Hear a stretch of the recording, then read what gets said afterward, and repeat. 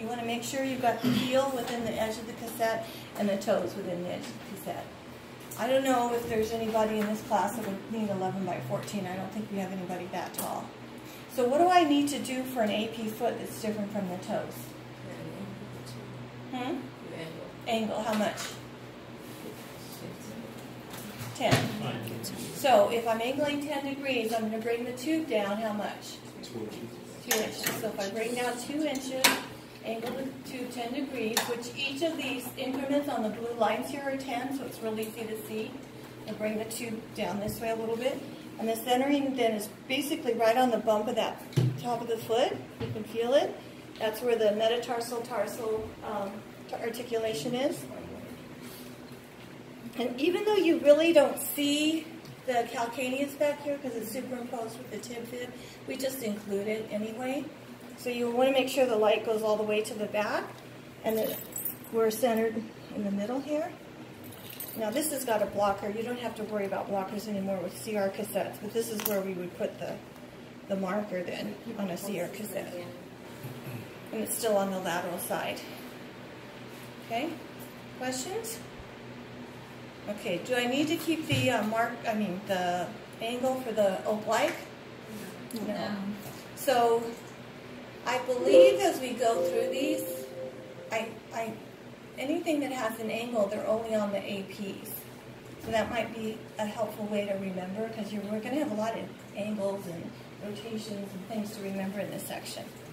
Okay, you notice I keep touching my face too, and then I keep telling myself, don't touch your face, you're touching feet. So get the hand sanitizer out, I don't care, I know Jen has clean feet, but sometimes they're not so clean in the hospital. Yeah, I believe you. It's this afternoon group that we're going to be like, ugh, they've been in clinical all day.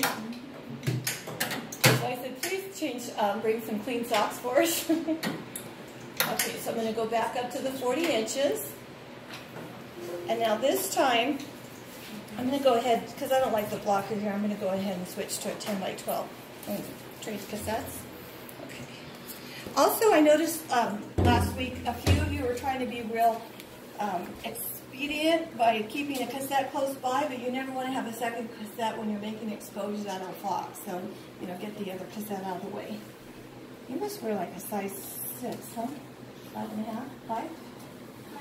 So you get all the good shoes, because nobody wears that size. No, they never have them. Oh, they don't? Oh. They only order like 1 or 2 pairs, and then somebody else, like some big, large child. Oh, it's your shoe? Because I used to have like the average size foot, so they never had my size because it was the popular size. Okay, so now what we're going to do is roll her foot in again, and how much? 30 degrees.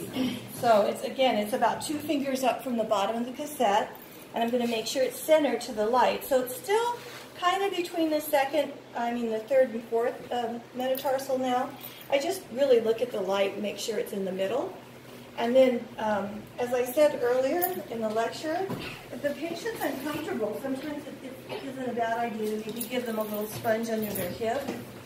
I mean, she's fine, but if you're going to have them hold this for a long time, your muscle right here can get really tired, and then they're going to move, and then you're going to have a problem. So go ahead and relax. Does that make it a little easier?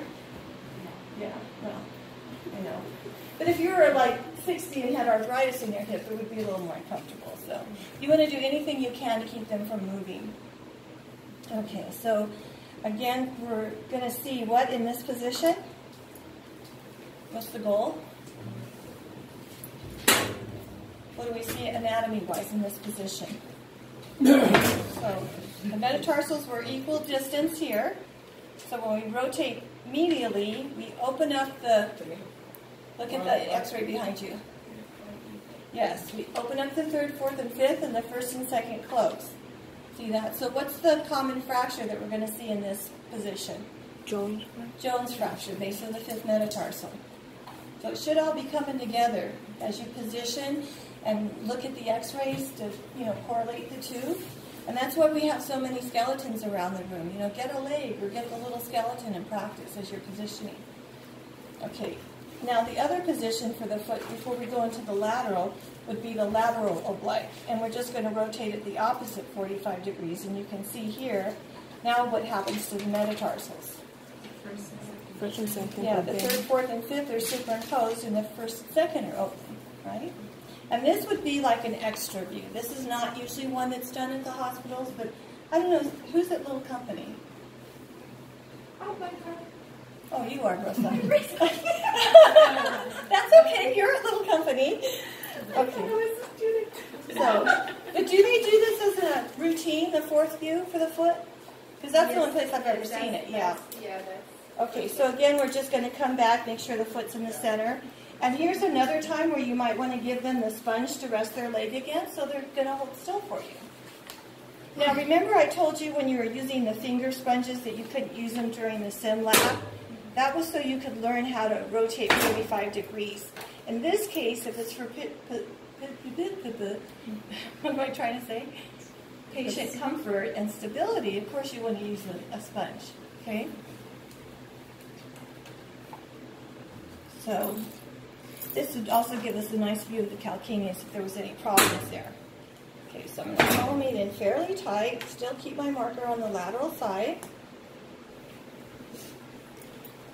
Easy peasy, right? Please notice that the knee portion is not touching the bed. Not all the way flat. Okay, so now I'm going to go ahead and show... I kind of want to go into the ankle, but I guess I'll show you the laterals and then I'll have her turn back to the ankle. Okay, so now I'm going to have you go ahead and turn all the way over onto your right side. And then bring this leg. Now she's able, bring this leg back a minute, she's able to put this leg lateral without bringing this leg up and over. But remember I mentioned in lecture, I recommend sometimes you bring it up and over to make sure this leg is in a true lateral, because the knee is not lateral. The knee's got to be touching this to be lateral, and when we get to knee next week, a lot of people try to do a lateral knee like this, and it's going to cause rotation. Okay, so go ahead and bring your leg up and rest it on the sponge here. Okay, bring your shoulders too. So you have to make sure the whole body is lateral. Don't let one part twist and the other part stay sideways. Okay, so now with the foot, you probably want to have the foot go the long axis of the cassette. So I'm putting her, well, her foot's so small, it doesn't really matter on this one, but the length of the cassette should go along the long portion of the foot. Okay? So our goal is to get the plantar surface perpendicular to the IR. See how it's rolled back a little bit here? So we could do something like lift her knee up a little bit here. See that? Just the slightest bit of elevating the knee brought the plantar surface vertical to the IR. Do you all see that? And then that's going to help when you're trying to position the metatarsals. Hold that so I don't hit you with it. Okay. So she was kind of like this. Now we're bringing it up so they're more superimposed. It also will help to bring the fibula and tibia in the right annotation. You see it? So which lateral is this? Mediolateral. Mediolateral. So this, as I mentioned before, was the common lateral that we do.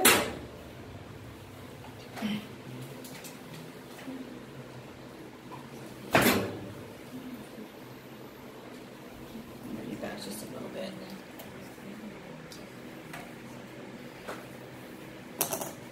And then I think most of the hospitals look at the feet with the toes up versus the way you're looking at it there. So if they're going to look at the image with the toes up, then you want to put the marker up. But if they look at it in that direction, then you're going to put the marker, this way. Make sense?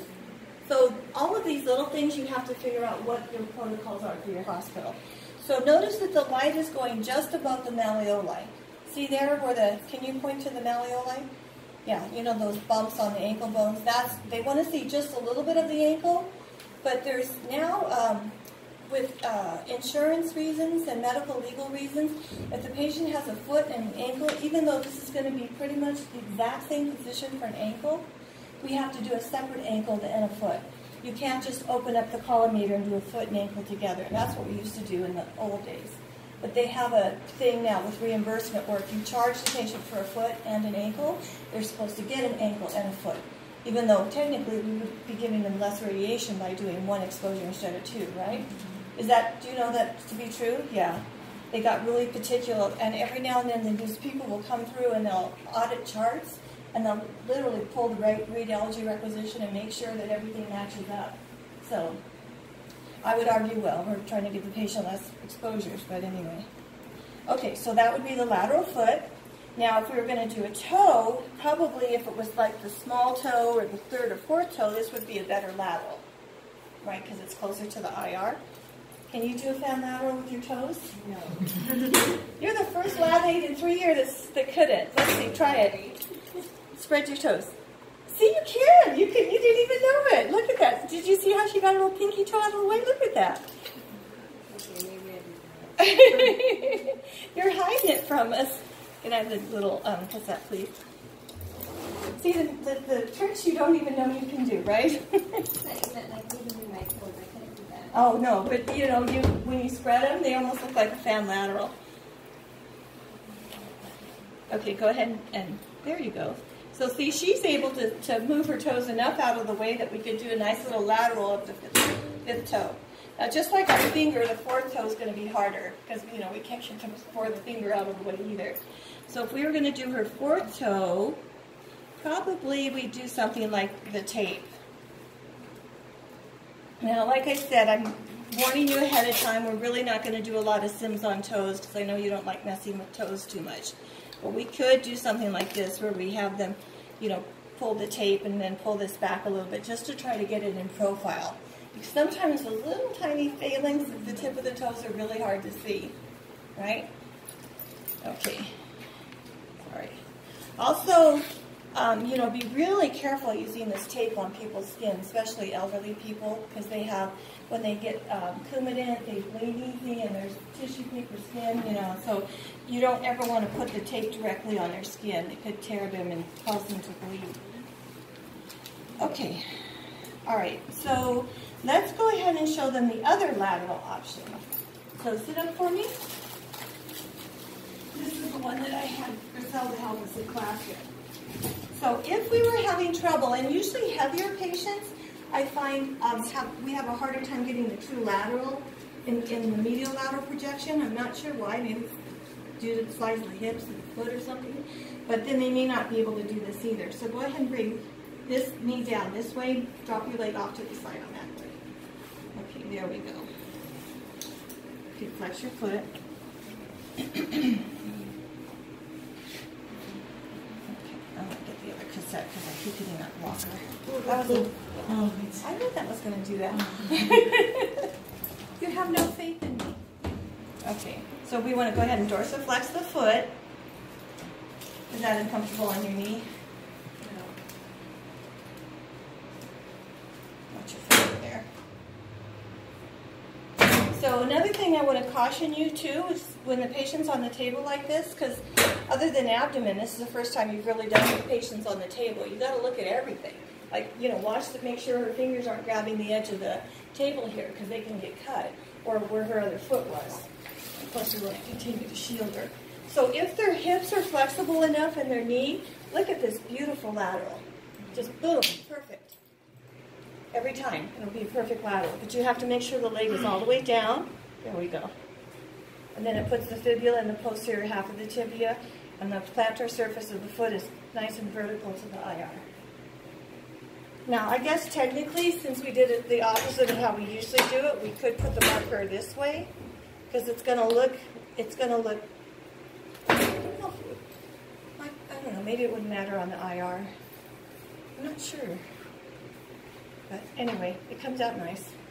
But only on young patients that can tolerate this position. Okay. I figured this out all on my own. One day when I couldn't get the other one, I just tried this one. I'm like, ah, look, that works. Because, you know, after your tech, you don't really look in mirrors very often, unless it's some special view ortho doctors ordering that you've never heard of. Okay, so